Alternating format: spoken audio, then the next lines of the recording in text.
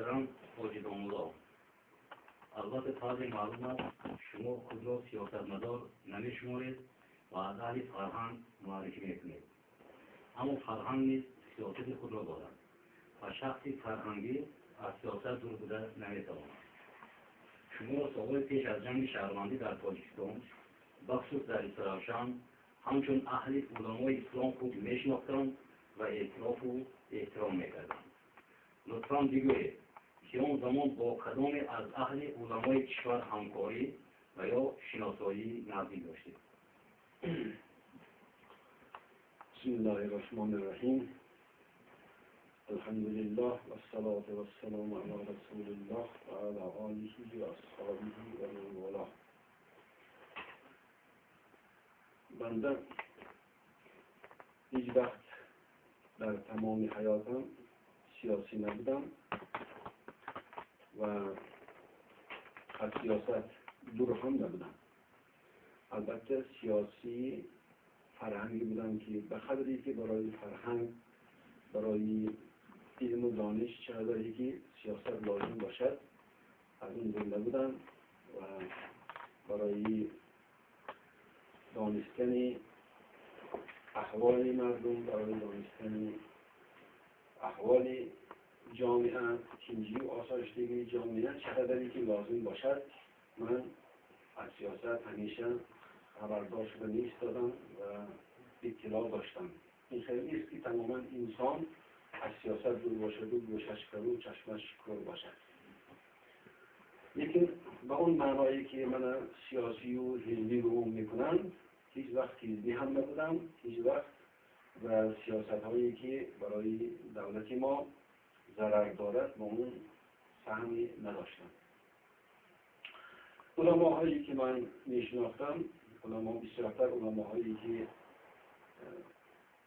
در مسجدها، در مدرسه ها کار میکردن، چون که خودم از مدرسه بخارا تحصیل کردم، مدرسه بخارا بودم، متخرجی همون مدرسه بودم. در مدرسه تاشکند هم تحصیل کردم. 5 سال در مدرسه بخارا تدریس و مدرس بودم. بنابراین همه اون علماهایی که هستند تقریبا چی در ازبکستان باشند، چی در تاجیکستان باشند، چی در قزاقستان و قرقیزستان باشند، اون موقع در زمان شوروی تمام جمهوری ها مرد نداشتن. در مدرسه بخارا از تمام جمهوری ها طلبه ها تحصیل میکردن. اکثری اونها طلبه من هستند، اکثری اونها همکار من هستند. بنابراین یک نام بردن اونها و این موضوع مهم بسیاری میکند. موضوع ما تنگ است. بنابراین اون علماهایی که برای منظور شما هست از علماهای حزبی، من مولا عبدالله را خوب میشناسم که اون کس بسیار با من دوستی صمیمی بودن. ما رفته داشتیم، به خانه ما هم آمده بودن، به خانه ایشان هم میرفتیم. بعضا در مجلس هایی در جلسات هاشان میبردن، ما شرکت میکردیم و در اون جلسه ها من با چند نفر از اعضاهای همون حزبی ایشان که قاری محمد جان بود، ایشان قیام الدین بود، مولا عبدالرحیم بود و دیگرها، با اینها آشنایی پیدا کردم، با اینها شناسایی پیدا کردم و با اینها هم البته ما رابطه دوستی داشتیم. و طور معلوم است این روز 24 سال میشه وقتی تاجیکستان ما سایسلا گشته و مردمی هم در فضای آرام و آسایشته زندگی بسر دارند. در جمهوری ما این روز 8 حزب سیاسی که رسما به قید گرفته شده فعالیت دارد و از جمله این حزب نهضت اسلامی تاجیکستان است. و طور معلوم است حزب نهضت اسلامی تاجیکستان را محض همین به قول دامولاهای شناخته تأسیس دادند، تشکیل دادند و شما که با چند از آنها چیزی که خودتان نامور کردید بخصوص با ملا عبدالله نوری شناسایی داشتید و طبعا در صحبت‌های قبلی هم ابراز نمودید که در بعضی از جلسه‌های آنها شرکت می‌نمودید. درباره تشکیل اولین یچه این حزب چه معلومات دارید؟ اولین تشکیل کردن این حزب من فکر میکنم که اگر که سبب دارد علت دارد سببش این بود که برای شما معلوم در زمان شوروی تعلیم به این گستردگی که امروز هست نبود، محدود بود، مسجدها محدود بود، روحانی ها محدود بود، خادمان دین نمیتونستن مثلا آزادانه حرف خودشان رو گویند. بنابراین یگانه مقصد اینها در اولی همین تشکیل حزب به گمان من از همین حرفشان هم معلوم بود، همین تعلیمی دینی دادن جوانان بود. می‌خواستن که همین تعلیم دینی با هر راهی که باشد، با راهی پنهانی، با راهی مثلا مردمی بین مردم این را مثلا تشکیل کنند و جوانها از دین و از عقیده خودشان باخبر شوند. در جلسه هاشان هم بعداً که من اشتراک کرده دیدم فقط موضوعی همین تحصیل دینی جوانان بررسی میشد. در تاجیکستان و در خارج، در تاجیکستان و در اون وقت همون ازبکستان، در ازبکستان هم اینها دوست ها داشتن، با اونها مقصدشان همین پیاده کردن تعلیم اسلام در بین جوانان بود. صحبت توست رئیسی بعدی که مثلا اینها تاجیکستان صاحب استقلال شد و اینها مثلا رسمی شدن، بعد باز پروگرام اینها همتر وسیع‌تر شد، تغییر یافت، بعدی به کارهای سیاسی و سیاسی دولت هم دخالت کردن را شروع کردن. از میکنم که شنیده های من شما اعضای حزب بودید و این خیلی گفتگوها بودی گویا از مذهبی خود را ترک نمودن و مذهب شیعه شامل شده باشه.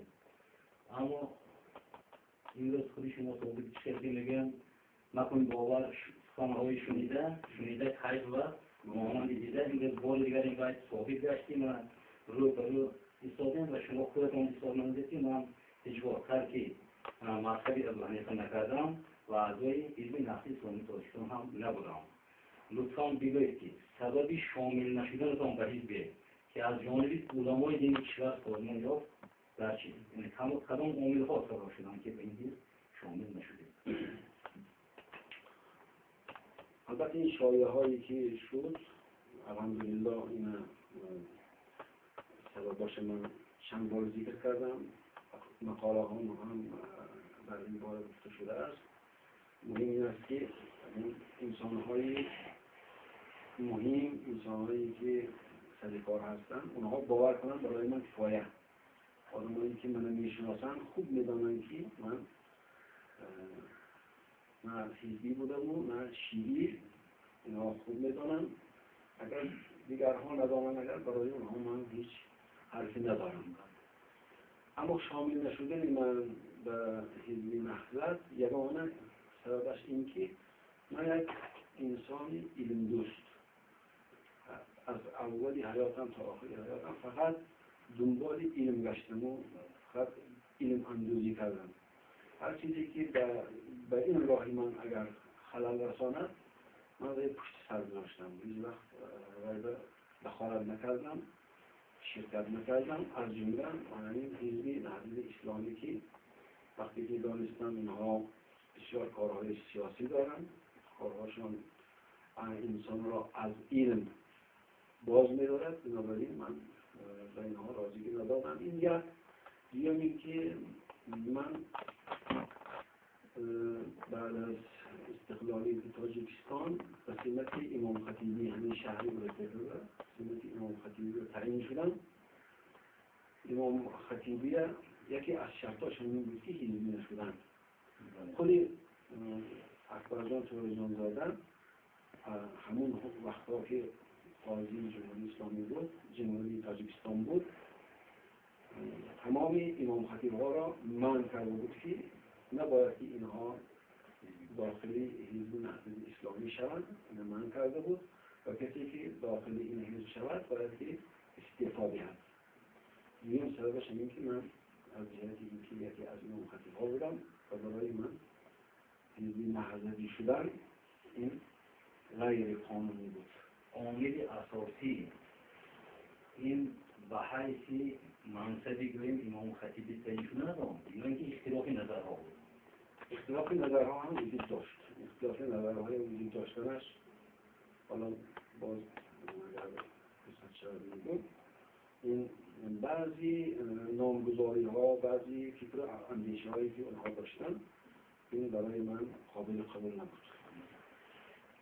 و در دوره جنگ شهروندی دولت معلوم شما چند مدت در جمهوری ایران قرار داشتید و در خصوص به این مملکت فرارماندنی گروهی که سازماندهندگان حزب نهضت اسلام بودند چی معلومات دارید؟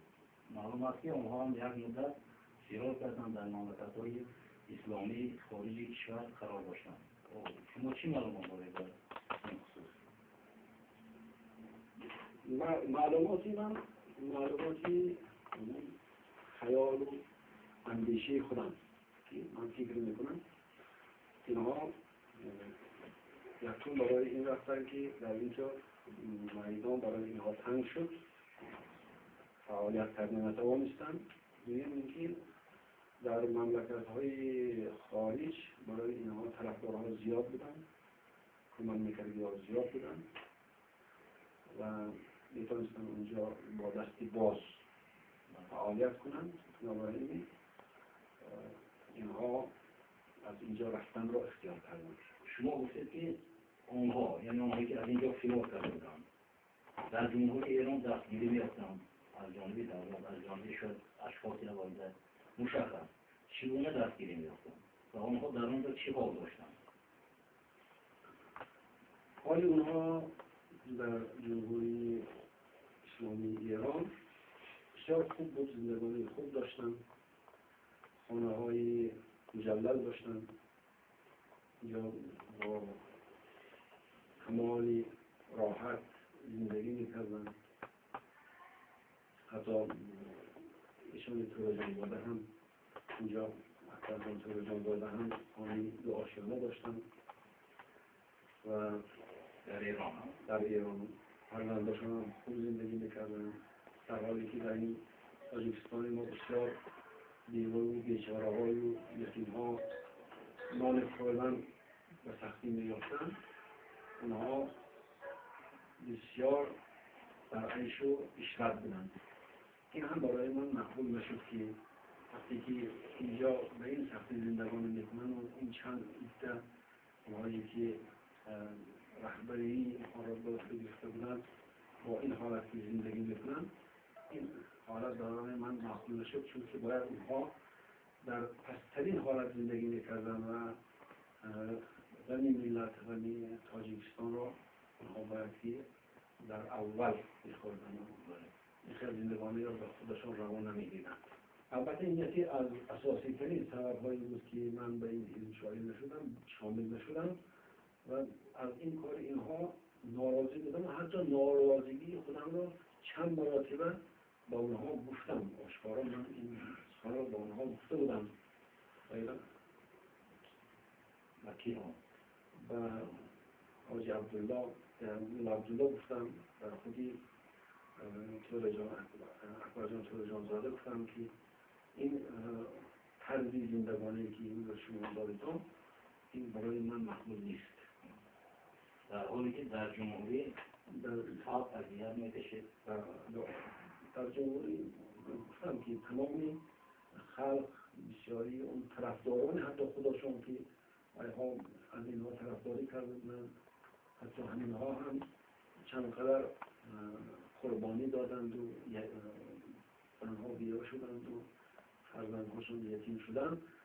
در یک حالتی بسیار ناچار زندگانی میکردن، ولی اونها به جای اینکه زندگی رو بخورن با عیش و عشرت خودشان مشغول بودن. همون سوالایی که در ایران قرار داشتید طبق معلوماتی که با ما دسترسی کردید و شما منصب رئیس شورای جهاد اسلامی شمال تاجیکستان را پیشنهاد کردم. آیا این راست است؟ آیا شما قبول کردید یا نه؟ آیا من این در یک کتابم هم یادداشت کردم، کتابی که به اسم ملامت بود. اونجا من این کاملا مفصل بیان کردگی اینها در یکی از همون جلسه هاشون من دعوت کردن. وقتی که من در ایران بودم رفتم اشتراک کردم اونجا، از من درخواست کردن که شما همین مثلا منصب رو با خود بگیرید. منصبی بود که رهبری شورای جهادی تاجیکستان شمالی شوید. من گفتم که اولا من نمیفهمم که جهاد با کی؟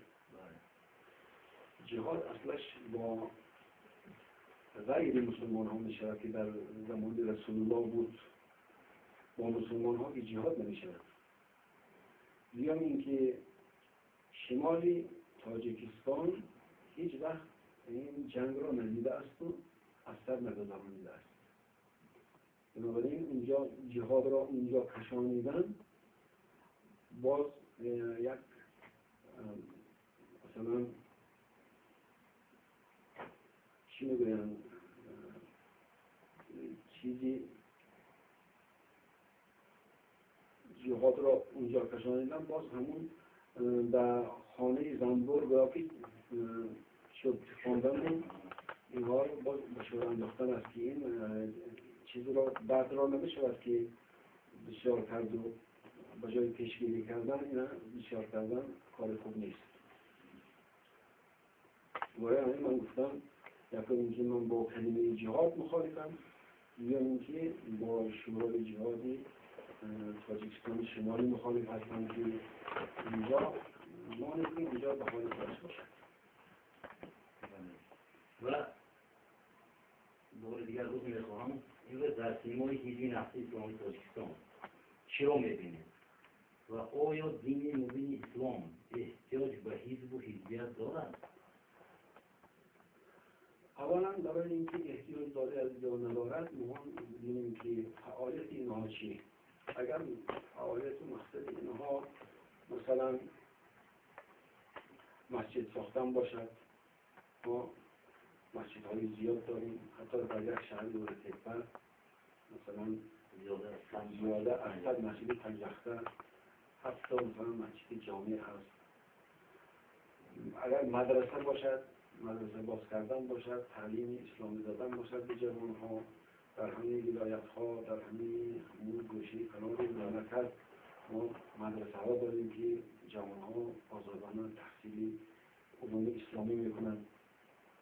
مثلا از این آزادی وجدان باشد یا مثلا آزادی دین باشد، از مراسم های دینی با کمال آزادی برگزار می شود در همه جا، هیچ کس مانع نمی‌کند. حتی دولت هم به اینها کمک می‌رساند. امروز به عنوان تنظیم همین کاری که شریعت من کردگی همین از طریق دولت این انجام داده شده است که مسئولها نسبت همین اسراف و نسبت بدعت و خرافات ها سخت مبارزه بود ایستادند.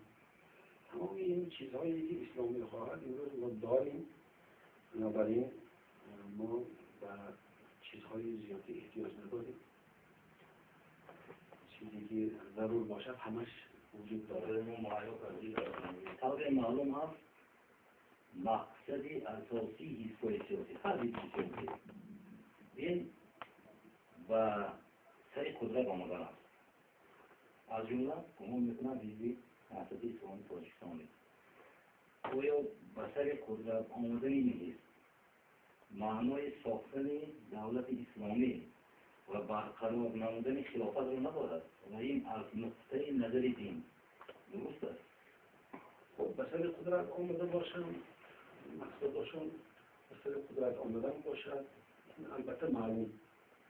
لیکن ساختن خلافت اسلامی این موافق حدیث پیغمبر درست نیست.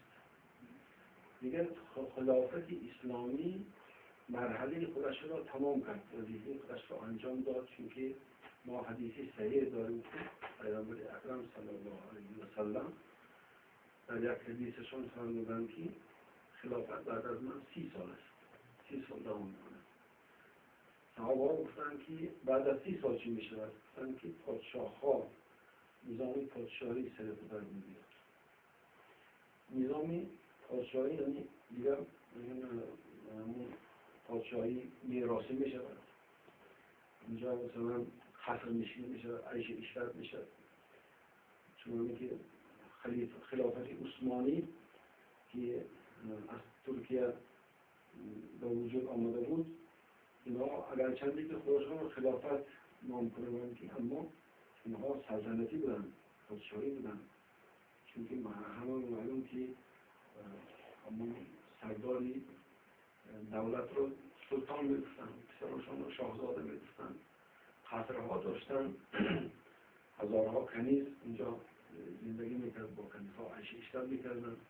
این از خلافت اسلامی تماما بیگانه است. خلافت اسلامی دیگر برقرار شدنش امکان ندارد. همین طوری که پیغمبر گفتن بعد از 30 سال این خلافت به آخر رسید، دیگر این طرفش خلافت اسلامی وجود ندارد. و نباید اصلی برقرار خلافت. این همش خلاف دین است. دعوای و ادعای پوچ است. نام دارد اما مسلمان ندارد.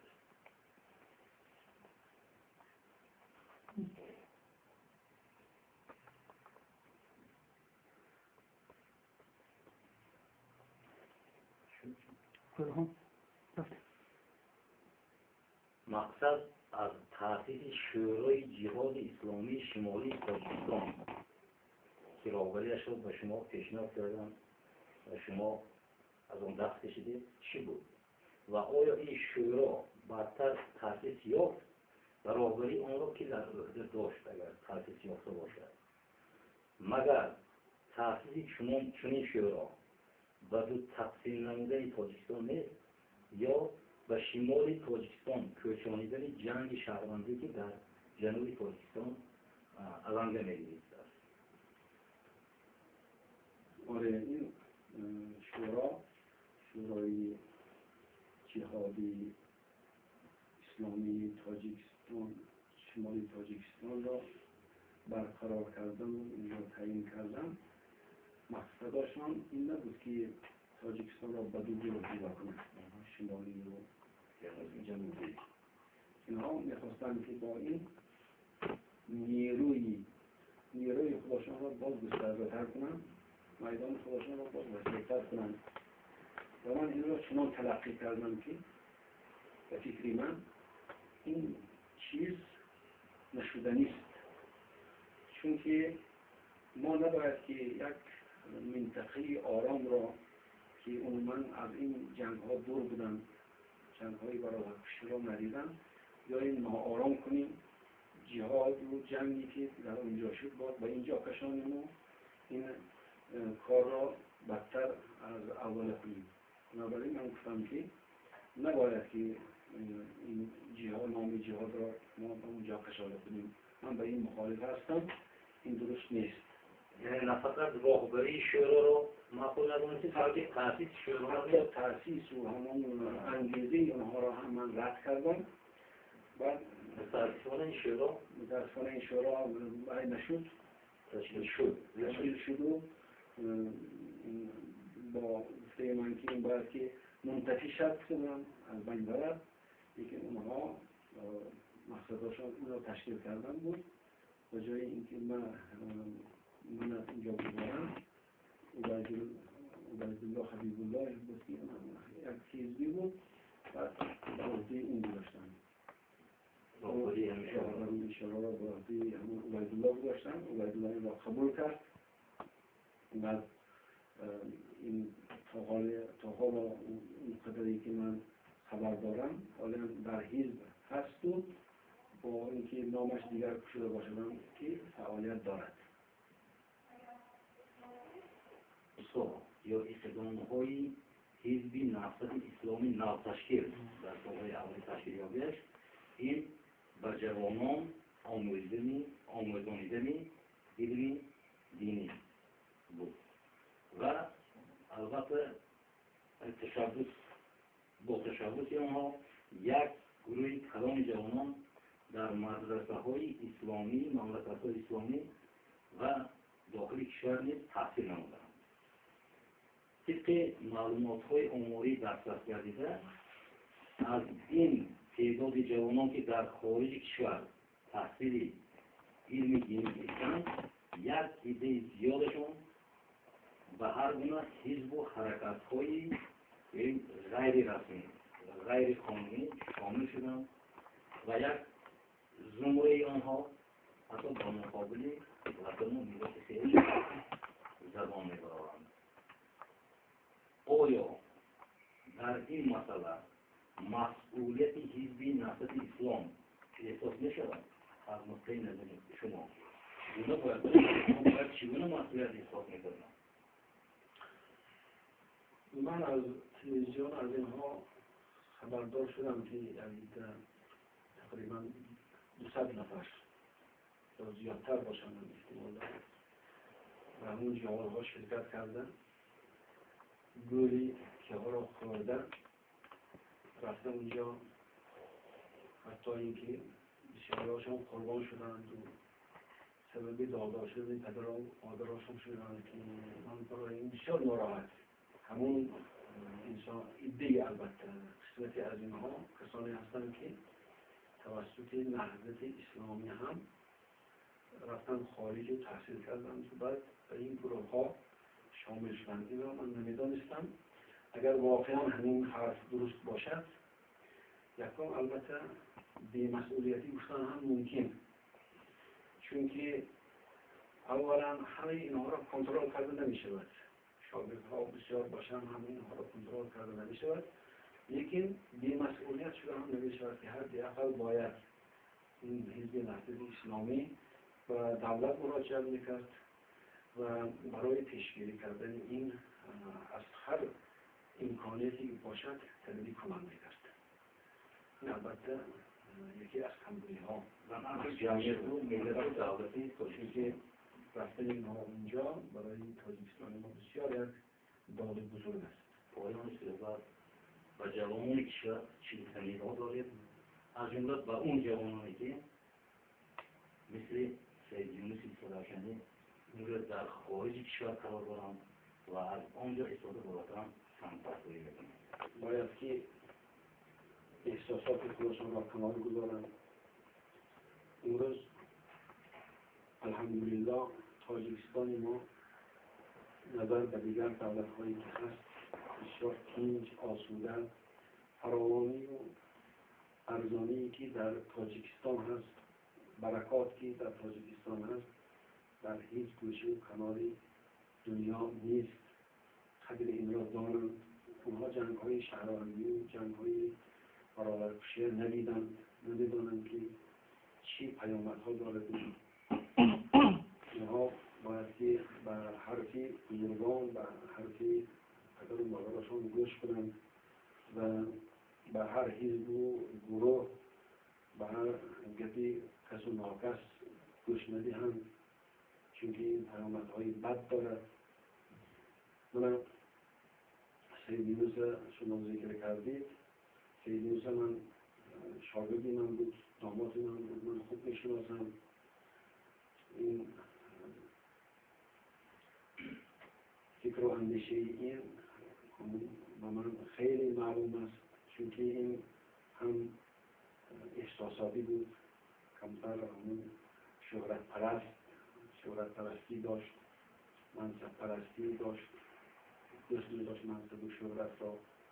بنابراین وقتی که انسان احساساتی می شود، وقتی که انسان یک چیز را محبت دارد، همچنان این پیامبر ما صلی الله علیه و سلم میگویند محبت یک چیز انسان را هم کر میکند و هم کور میکند این به کسی نصیحت رو گوش نکرد. من بسیار نصیحت میکردم به یکی گوش نکرد.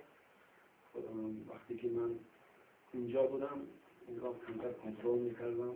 وقتی که من آمدم اینجا و تنها بود، بنابراین و کسی هر کسی نقطه گوش کرده کارهایی کرد که این کارها برای دولت البته ضرر ندارد، چون که دولت ما مقتدر است. این چیزها برای دولت هیچ چیزی بسیار کوچک و ناچیز است، لیکن من تأسس میکنم که برای خودش ضرر کرد. دیگرها هم باید که از این عبرت گیرن برای این گناه ها نروند که دولت می برعکس به خودشان ضرر میکنند. و این قدر کنجی و آسودگی و این وحدت ملی را باید که بدانند. hangi bakıya bakarak kafayı zaten şikeler kıymeti kan naf zoydu ve kan müşaşa ve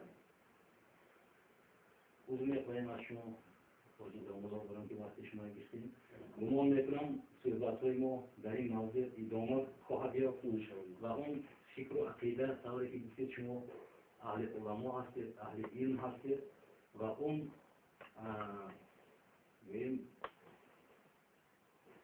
پیشنهادهای شما که به نفع جمعیت است، به منفعت جامعه است، البته جوانان خواهند گرفت و عملی دیگر خواهند کرد. تشکر به شما برای صحبتی. و شما هم انشاءالله من موفقیت کارهاتون بسیار آرزوهای تازه دارم که خدای تعالی در کارهای شما را قوت کرد، جوانهای خدای تعالی برای راست هدایت کند و این انتخاباتی که در پیش داریم همه وظیفه خود دارند. این وظیفه هر یک شهروند است، وظیفه مسلمانی هست که برای وطن خودش، برای کشور خودش سهم خودش را بگذارد. پای صندوق‌های رای رمضان کسانی شایسته و ارزنده را انتخاب کنند، برای آنها آواز دهند و شخص‌های خوب را آواز دهند. باز برای آبادی و برای گل شکفتن کشور سبب می‌شود که اگر این دنیای ما آباد شود، آخرت ما هم آباد خواهد شد. آخرت آبادی دنیا مقدمه آبادی آخرت است که در دعاها هم می‌خوانیم که ربنا آتنا فی الدنیا حسنه و فی الآخرة حسنه. فقط دنیا آخرت نیست، حتی حسنه آخرت را هم دنیا را هم طلب کردن این وظیفه مسلمان است. موفق باشید. خدای تعالی شما موفقیت عطا